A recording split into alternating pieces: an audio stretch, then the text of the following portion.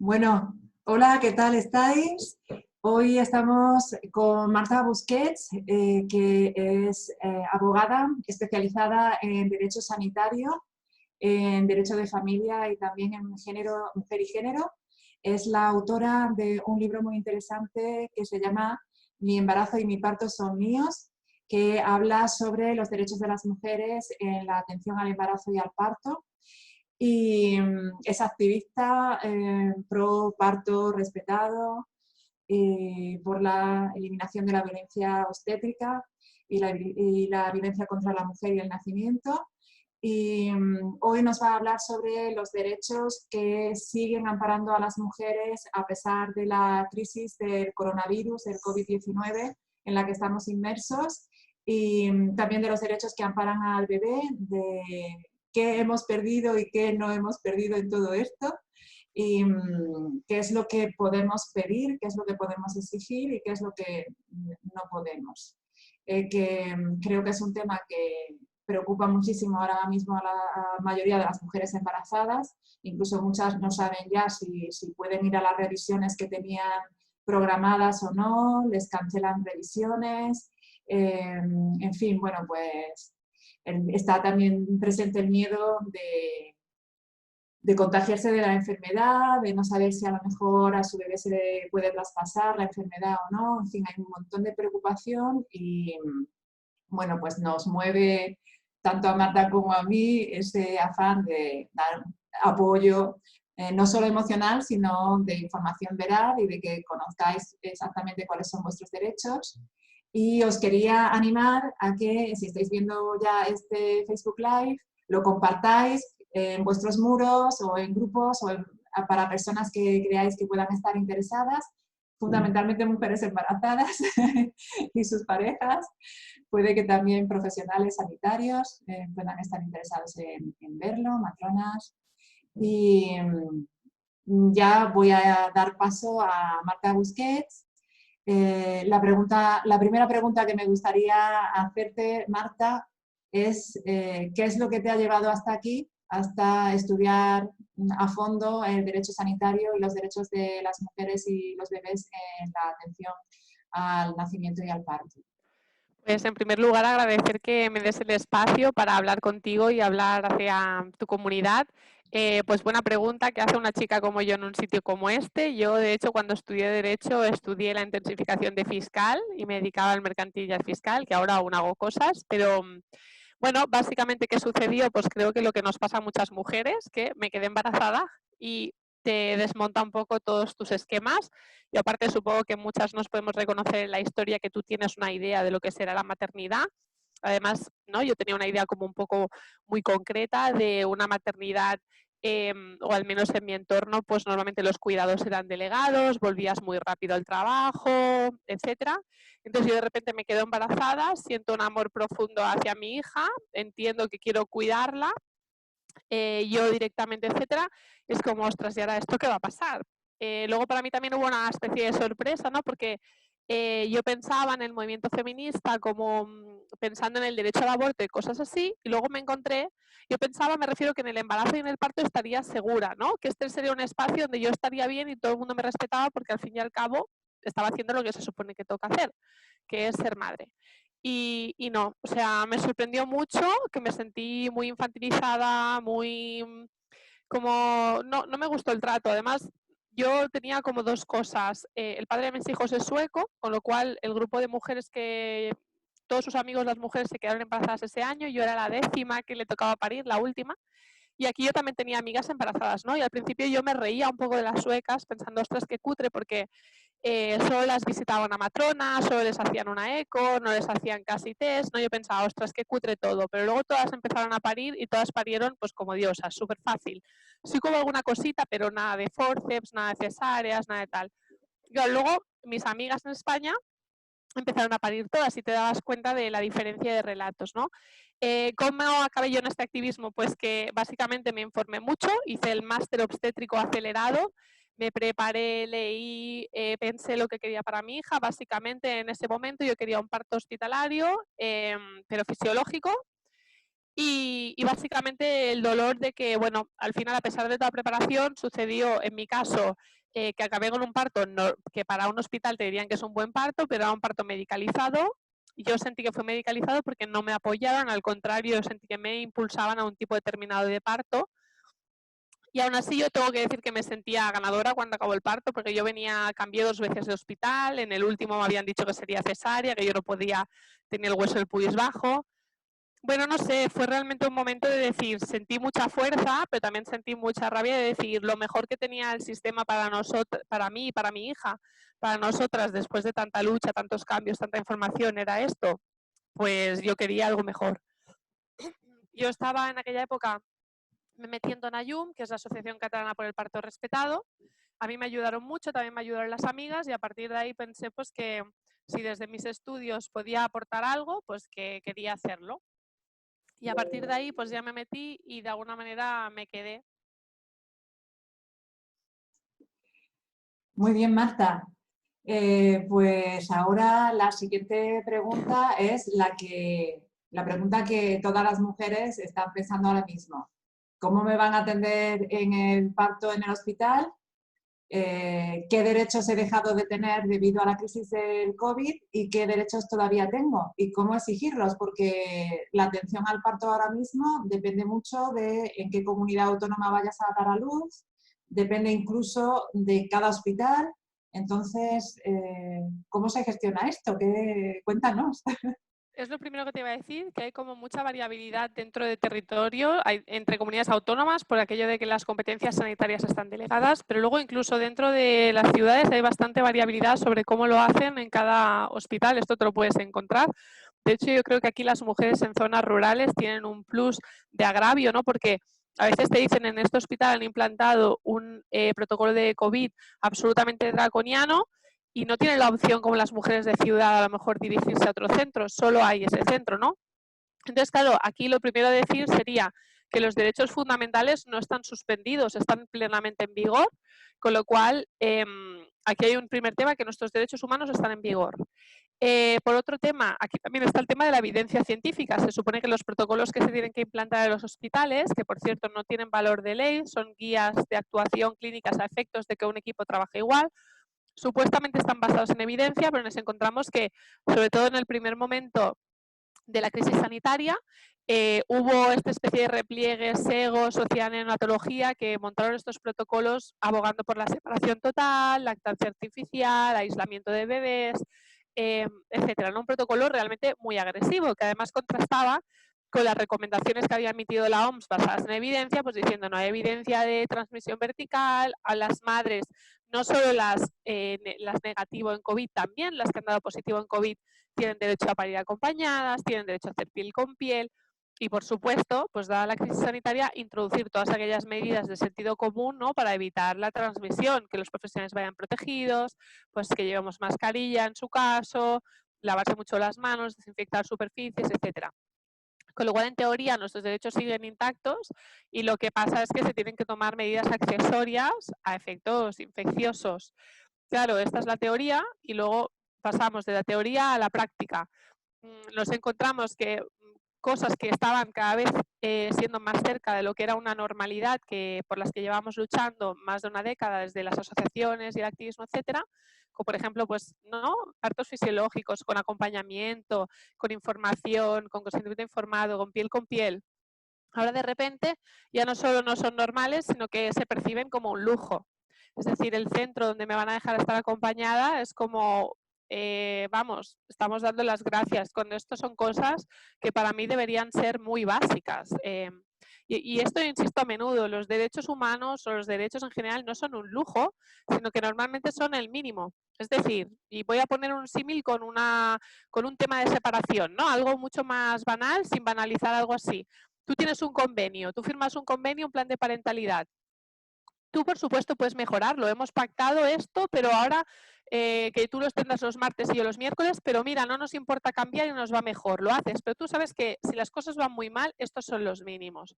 Pues los derechos humanos deberían ser lo mismo, los derechos en el parto. No, mira, es que esto no es un lujo, que si todo va bien lo vamos a cumplir. Este debería ser el mínimo garantizado y a partir de aquí ver qué hacemos. Y creo que esta es la parte a nivel de mentalidad, de sociedad, de operadores jurídicos, etcétera, que en España no se entiende.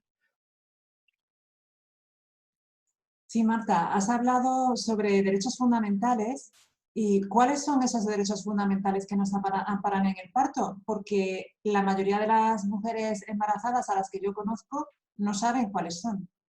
Claro, esa es otra. Y también diría que algunas personas profesionales sanitarias tampoco están muy al corriente de estos derechos. Pues, a ver, en primer lugar, el derecho a, digamos que estos derechos que voy a explicar son como la manifestación sanitaria de otros derechos tipo la integridad física, moral. Básicamente que no nos pueden realizar ningún tipo de intervención sin nuestro consentimiento. Nos tendrían que pedir información, dar la información, ofrecer alternativas, ofrecer opciones y a partir de aquí pedirnos el consentimiento.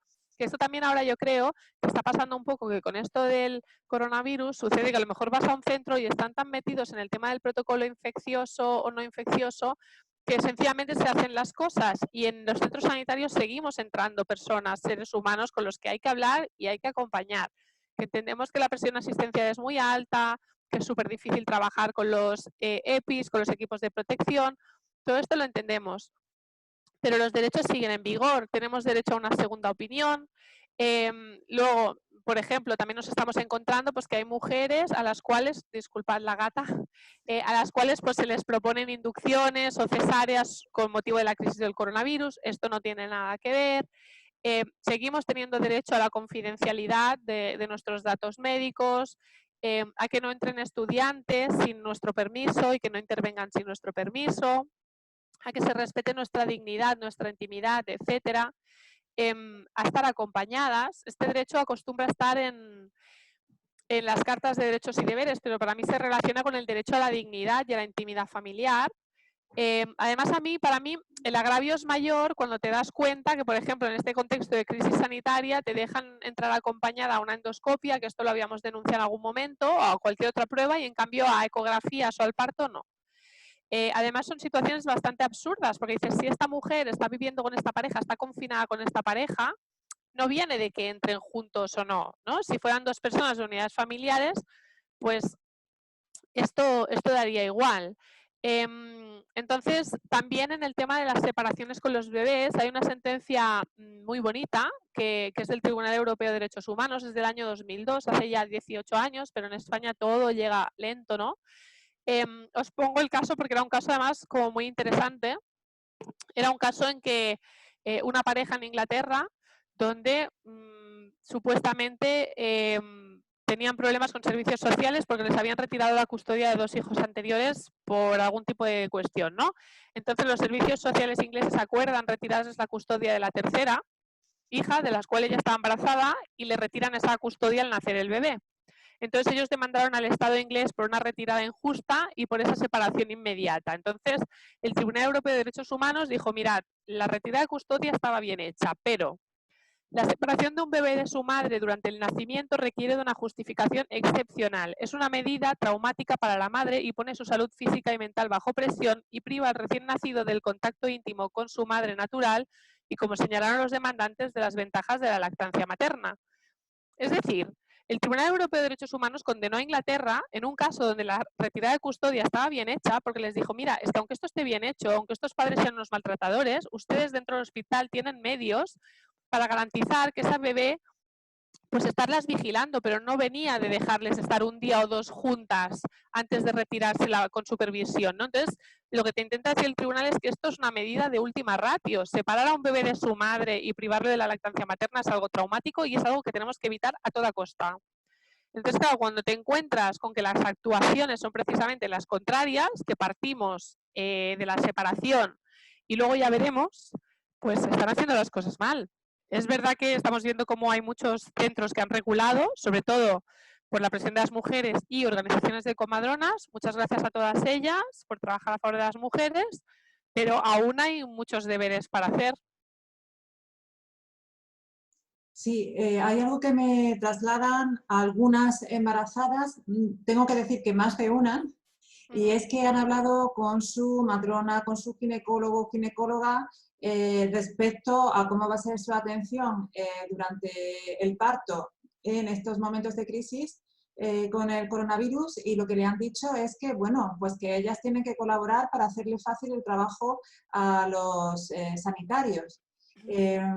No sé qué opinas de esta frase en un proceso fisiológico como es el parto, en el cual realmente lo que hay que hacer es permitirle a la mujer que dé a luz en las mejores condiciones posibles y no que ella se tenga que adaptar a las necesidades de los profesionales médicos. Yo creo que esta es una actitud que nos infantiliza y que además para mí tiene un punto de machista, porque siempre hay, y esto ya no solo lo habíamos escuchado en contexto de coronavirus, en algunos casos que yo he visto a través de la asociación o como abogada, tú puedes ver la historia clínica, la mujer no colabora, es una mujer difícil y además las difíciles siempre somos las mismas, somos las que pedimos derechos para nosotras, ¿no? Y estas somos las mujeres que no colaboramos y las que somos difíciles, las que insistimos en que queremos un nacimiento digno. La que pide una inducción porque su marido futbolista no le coincida el partido con el parto, esta mujer no es difícil, curiosamente, ¿no? Entonces, lo que se critica es que siempre somos difíciles las mismas. Yo no estoy nada de acuerdo. Volvemos a lo mismo, no creo que seamos caprichosas ni egoístas por estar diciendo van a hacer mi hijo, quiero un nacimiento para mi hijo, para mi hija digno. Quiero que me acompañes, quiero que me ayudes, no quiero que me estés exigiendo obediencia, etcétera, en este momento. Además, yo creo que está pasando una cosa como bastante curiosa en el contexto, bueno, del coronavirus. Por ejemplo, ahora de repente había hospitales que no podían garantizar que hubiera epidurales. Llevan muchos años comiéndonos el coco, disculpad la expresión, con que una epidural es inocua, que qué más da, que las que no quieren epidurales que están locas de la cabeza, que por qué tal. Y ahora de repente, como al sistema le faltan anestesistas porque los están destinando a UCIs y a emergencias, de repente es como hombre, mujer, pero no pasa nada. Hay muchas. Entonces, o por ejemplo en Cataluña, el otro día lo hablaba con una compañera comadrona, por fin se están dando muchas altas precoces a las mujeres que han tenido un parto fisiológico, pues en menos de 24 horas fuera del hospital. ¿Cuál es el problema? Que esto se hace desde lo que necesita el sistema. Yo ahora necesito que seas obediente, o ahora necesito que no te pongas una epidural, o ahora necesito que te vayas a tu casa, pero no desde que necesita esta mujer que estoy atendiendo. Porque para una mujer que no tenga información o que se sienta insegura, a lo mejor enviarla a su casa antes de 24 horas sin explicarle bien que igualmente va a estar atendida, genera un estrés.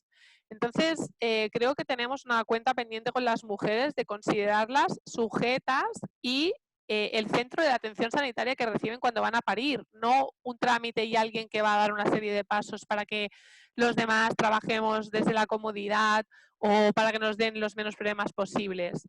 Pienso que en un momento donde la enfermedad y la muerte está tan presentes como una crisis sanitaria, deberíamos estar mimando aún más precisamente lo que nos hace que la vida valga la pena, que es que lleguen nacimientos, que cada nacimiento es una nueva esperanza, es poner la esperanza en que podemos tener un mundo donde estas personas puedan vivir felices y habitarlo, y deberíamos estar aún mimando con más esmero todo lo que es la vida en estos contextos. Y creo que esta reflexión no está presente en muchos lugares.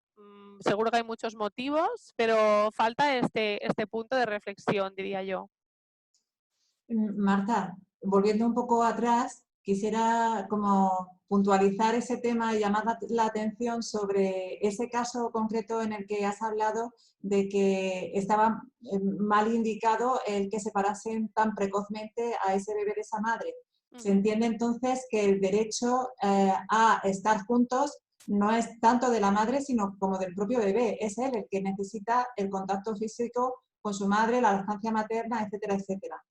Totalmente. Además, hay una Carta Europea de Derechos del Niño Hospitalizado, que es una carta más vieja que yo, de 1986, o sea, va a cumplir 34 años.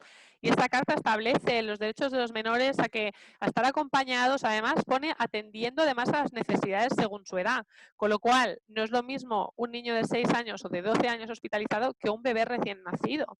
Con lo cual, estos bebés deberían siempre, además, la carta también lo dice, siempre hay que intentar evitar la hospitalización máxima. Es decir, si tú puedes establecer una vigilancia ambulatoria en vez de una hospitalización, siempre la vigilancia ambulatoria. Con lo cual yo entiendo que trasladado al tema de los partos, si tú puedes evitar un aislamiento, un ingreso en la UCI neonatal, siempre tienes que intentar que la primera opción sea estar con su madre, a no ser que tengas como una razón muy de peso, una patología que... Entonces, y aún así intentarías mantener a esa madre y a ese bebé juntos. Y esto creo, y a mí me sorprende, y creo que tiene que ver que con lo que realmente el sistema se siente cómodo es realmente con estos modelos donde se separa, donde la madre va a un sitio y el bebé va a otro, donde fulanito está cuidando del bebé y fulanita de la mamá. Creo que el sistema realmente se siente más cómodo en lo otro, como sistema. Después están las matronas que hacen lo que pueden y profesionales que hacen lo que pueden dentro de donde están. Pero realmente no tendría que ser así. No tiene que ser así.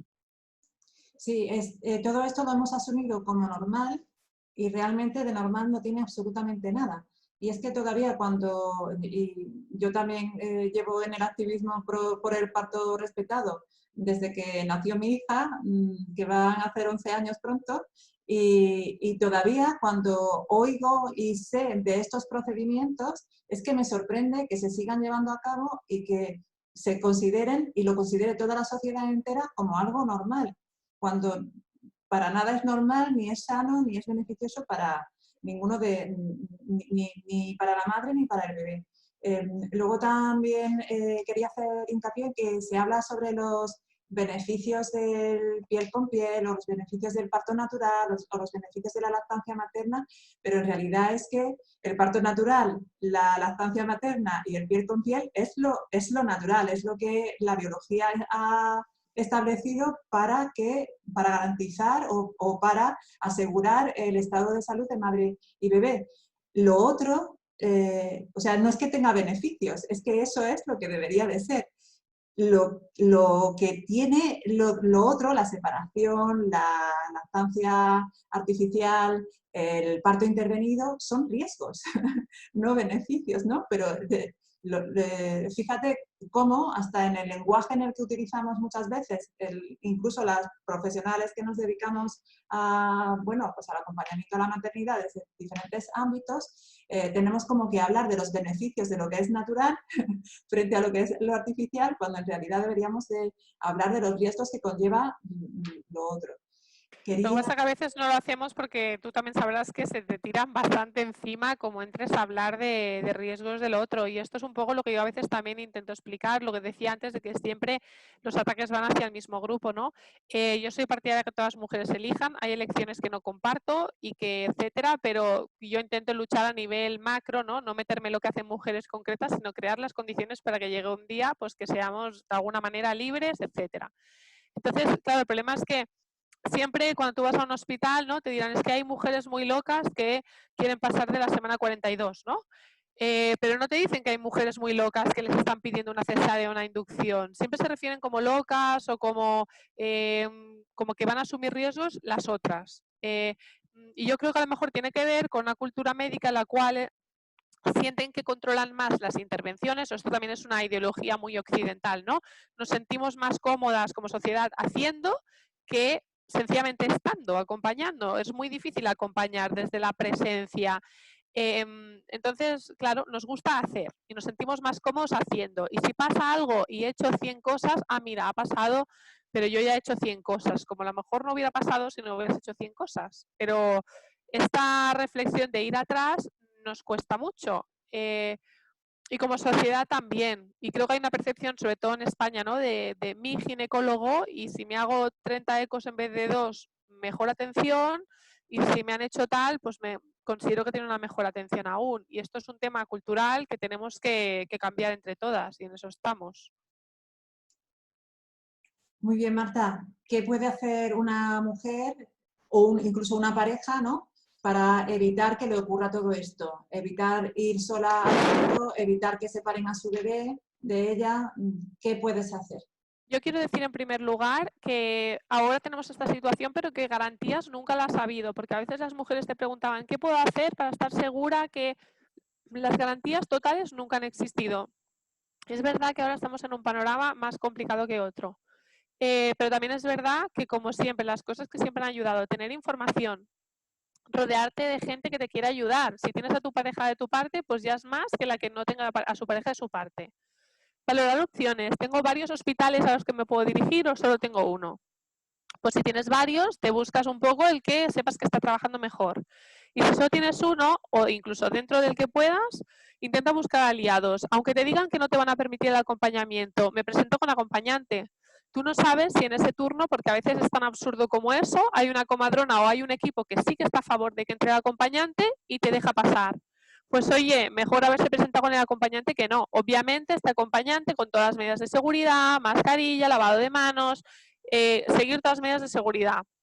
Y que sea un acompañante preferiblemente que conviva con la mujer idealmente, pero damos por hecho que vamos a poder ejercer nuestros derechos. Intentamos buscar personas aliadas dentro de ese hospital, intentamos localizar si hay alguien dentro de ese turno que es más favorable a lo que nosotros necesitamos. Y a partir de aquí, pues dentro de las circunstancias, a intentar hacer lo mejor posible. Creo que ahora también, llegadas a este punto de la crisis sanitaria, quiero ser optimista que se ha relajado un poco estos primeros protocolos tan agresivos que habían. En la mayoría de sitios se ha relajado un poco, aunque es muy injusto que haya mujeres que han tenido que pasar por esto, tremendamente injusto. Entonces creo que con esta información, con este acompañamiento, estar mentalizadas de que nos podemos encontrar, poder dialogar sobre lo que vamos a poder hacer, ya tenemos mucho ganado. También yo aconsejaría a las mujeres, creo que hoy en día es muy importante el tema del acompañamiento virtual, pues hacerse un curso preparto de que se base en la línea de lo que necesitas, tener localizadas asesoramiento de lactancia que puedas llamar por teléfono, si en hospital no tal, todas estas cosas son importantes. Y si nos está escuchando alguna comadrona o alguna profesional sanitaria, siempre me gusta dirigirme a ellas porque a veces pensamos que el sistema nos engulle y que entonces trabajamos de una manera que nos gustaría estar trabajando de otra porque no tenemos más remedio, pero a mí yo me encuentro con mujeres que te explican relatos de partos muy traumáticos o de violencia obstétrica que si había una persona que las ayudó o que las miraba o que les daba la mano, se acuerdan de esa persona. Entonces, os invito a ser esa persona, ese punto de amabilidad o incluso a pesar de la mascarilla, que es muy difícil, ¿no? Mirar a los ojos, acompañar a esa persona en la medida que podamos. Estamos limitadas, pero podemos seguir acompañando desde todos los lugares. Y desde el punto de vista de documentos, por ejemplo, bueno, siempre hemos tenido, desde hace unos años, más bien, el plan de parto. Ahora es incluso difícil presentar el plan de parto de antemano. Es conveniente llevarlo y discutirlo con los profesionales médicos que te encuentres ahí en ese momento, así en sopetón. Nos estamos encontrando ¿Cómo con se algo. gestiona esto? ¿Qué te puedes llevar en la carpeta? No Deberías sé. poderte llevar todo. El problema es que ahora escuché que incluso había la paranoia de que no querían coger papel de gente, ¿no? Porque el papel puede tener virus y no quieren. Entonces, bueno, primera opción, mandarlo por correo electrónico, que lo incorporen electrónicamente a la historia clínica. Después, yo elaboré para la Asociación Catalana de Comadronas, que está colgado en la web de ALPAC, un documento en el cual te decías que te acogías, que como un consentimiento informado diciendo, mira, yo soy consciente de los riesgos del COVID, soy consciente de cómo se transmite, de los signos de infección, etcétera, y yo me acojo a las recomendaciones de la OMS basadas en evidencia científica y basadas en las recomendaciones oficiales, ¿no? Como un poco, porque a veces los hospitales tienen también la paranoia pues, de que los vas a denunciar, de que los vas a demandar, etcétera. Trabajan un poco desde esta medicina defensiva, ¿no? De evitarse problemas y más en un tiempo ahora de tanto estrés y tanta presión, pues a veces si tú les presentas este documento diciendo no, mira, asumo la responsabilidad de lo que pueda pasar, entonces en este caso va todo como más suave o lo que os digo, si topas con alguien en ese turno que le quiere trabajar así, es una manera de blindar a esa persona, decir no, mira, es que a mí esta mujer me ha presentado esto y yo lo incorporo a la historia clínica o lo que sea. Con lo cual yo pienso que a pesar del coronavirus siguen habiendo cosas que podemos decidir con coronavirus o no, pues una querrá parir en cuclillas y otra de lado y esto son cosas que no tienen nada que ver con el coronavirus y podemos seguir haciendo y decidiendo, con lo cual os animo dentro de estas circunstancias igualmente a ver el plan de parto y a pensar igualmente qué tipo de parto queréis, no desde el miedo, sino desde el deseo. Seguimos teniendo también derecho al deseo.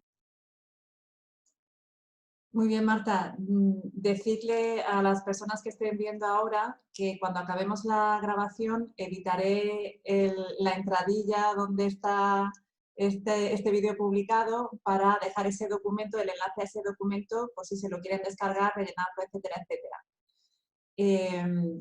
No sé si tienes algo más que añadir, te dejo así un poco la palabra abierta y mientras tú nos cuentas, yo voy a ir repasando los comentarios que nos han dejado las personas que están viéndolo en este momento y hago un resumen así de preguntas que quizá no Perfecto. se hayan tratado en la entrevista Vale, y así coordinamos un poco el trabajo. muy Venga. bien.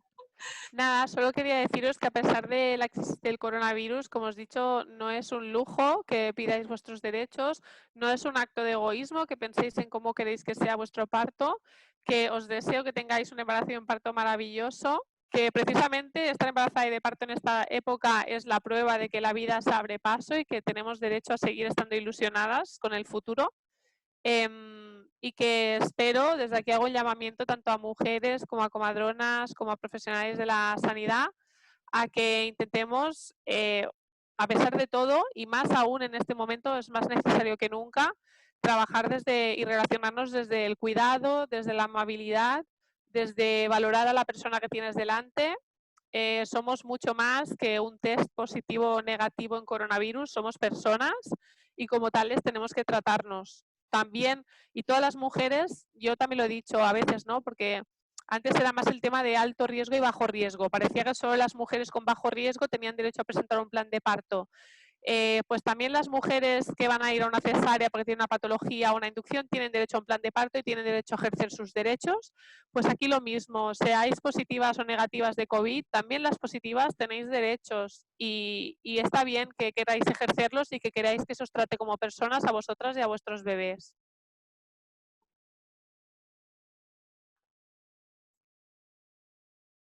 A ver, sí, tengo una pregunta. Hay una mujer que dice que tuvo síntomas de gripe, que ya está recuperada, pero no sabe si ha pasado el COVID porque no le han hecho ningún test ni me van a hacer ningún test de anticuerpos. ¿Tengo derecho a saber si he pasado el COVID?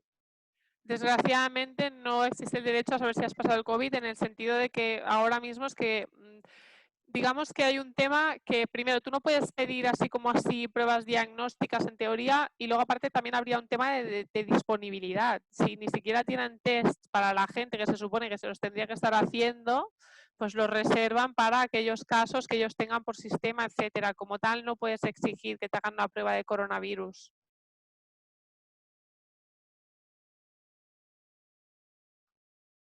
Bueno, pues mirad, por leer un comentario bueno, a ver si lo encuentro, de una mujer que fue sola. A ver. Mira, Airam dice, 29 semanas, hoy tuve que asistir al hospital por recomendación de la matrona por causas que tenía que ser vista. Entré sola y al verme sola me dijeron que mi pareja podía entrar conmigo y acompañarme.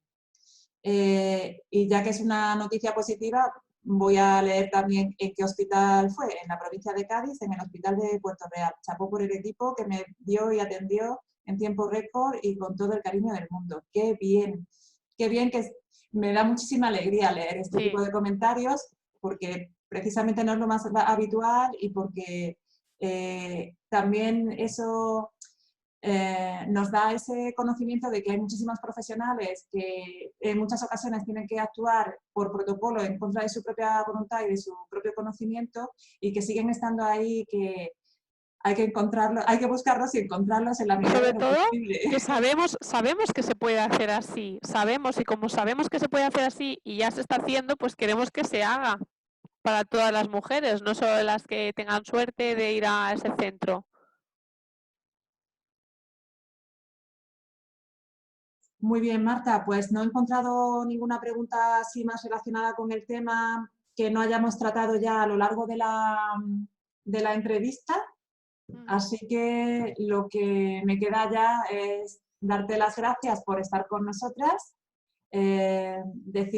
pedirle a las personas que han estado viendo este directo o cuando veáis la grabación que por favor lo compartáis con mujeres, con parejas que estén ahora en esa situación, en el embarazo, esperando al parto y que les pueda interesar toda esta información. Os voy a dejar, como os dije, ese enlace en la descripción del vídeo para que os podáis descargar el documento que preparó Marta Busquet para la Asociación Dona Ayun.